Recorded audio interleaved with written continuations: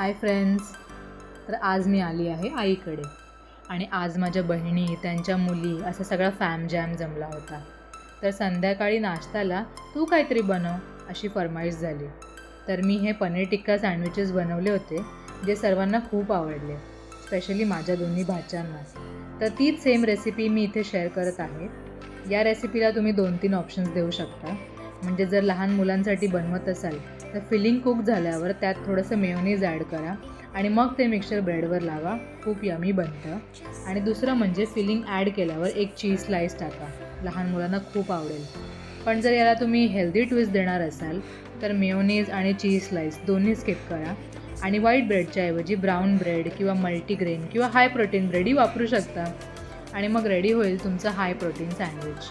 आता हे तुम्ही पोस्ट वर्कआउट किंवा संडे ब्रेकफास्ट किंवा सॅटर्डे स्कूल लंच म्हणूनही बनवू शकता. एकदम पटापट बनतं.